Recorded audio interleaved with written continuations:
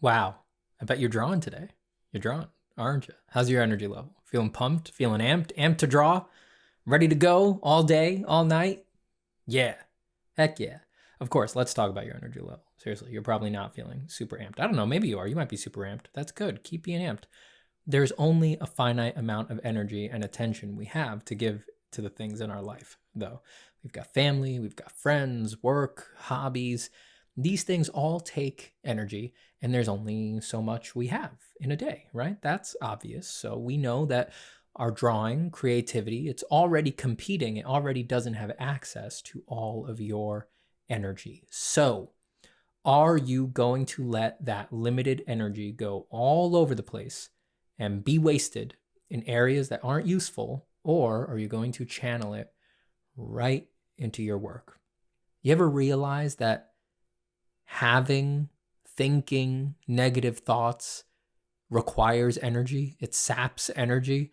Just like anything, to run that process takes up some amount of your energy for the day. We all know that, but I can't believe how much time we all spend being creative about the negative sides of our art practice instead of the positive sides. Do you get what I'm saying? Like, how much time do we spend being creative about reasons to not do or like our work instead of being creative about reasons to do or like our work? You're supposed to be sitting there being creative about your drawings, dumping creative energy into your drawings, and instead you're sitting there being creative about reasons to quit. Your negative thoughts that are telling you to quit, right? They're not just already there, like already materialized, and it just so happens that now you're focusing on them. No, you actually have to create them.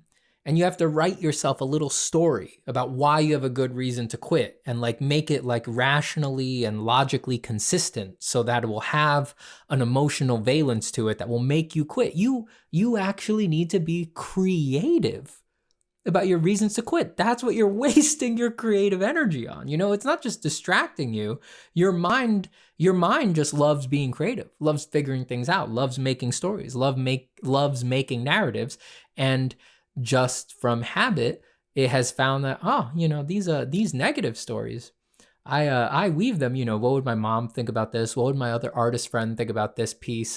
I definitely can't post it because that person, I told them that I wasn't going to draw for a while, and now they'll see that I drew this and they'll be like, hey, you lied to me. Like, that's pure creativity. That's pure creativity. You might as well just be writing a book, a novel with that energy, because that's what you're doing anyway.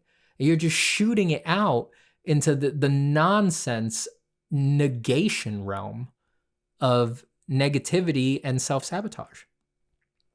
And we here just some small examples. Like, we get caught up thinking about what the skill of others means about us instead of what we can learn from the skills of others while being just super happy for them, right? That is focusing on the negative side of that encounter, and it's a wasted creative impulse. We are imagining what that other person, what the person we're comparing ourselves to, we're imagining and concocting what they might think about our work or how others will look at our work and then think about them. It's all made up thing. We also spend at least 3 times as long deciding why our ideas suck rather than tuning into what makes them good. It can be so difficult to sink into your ideas and to parse out what you like about this idea or why you feel creative about this particular thing. That requires a lot of energy, but we actually feel kind of hesitant or a little uncomfortable about just loving our ideas, about really being with them and being like, oh, this is such a cool idea. I'm so lucky that I have this idea. What do I really like about this? Could I turn it this way? Could I turn it that way? That's good, solid creativity, but instead we often channel that creativity into figuring out why the idea sucks. Instead, it's too much like this person's idea. People have seen this a million times before. Oh, people will just think that I swiped it from this. It's like, well, what is that? What is that? You're being creative either way. Just go turn that creativity then onto feeling good about it. Turn that creativity onto what is good about the idea. Focus on it. There might be problems with it, but you can focus on the stuff that aren't problems and then use that as a solid base to then address the things that are troubled about it. And here's a big one. I mean, this one's brutal. How often do we receive opportunities and challenges in our careers and then just immediately dip our pens and write a scroll about why we're not ready for this, or why we have every reason to be fucking terrified of taking this opportunity or doing it, or how there's no way we should do this because there's absolutely a million other people who would be way better than this, and the person who's trying to hire me for this or asking me to do this would be way better off with this other person. You just, wow. And you will sit there and write that story and concoct that movie for all day, for days, for weeks. You will write that story. You will dump tons and tons of energy into making all that stuff up. And the most messed up part is that you're great at it. You are super good at it.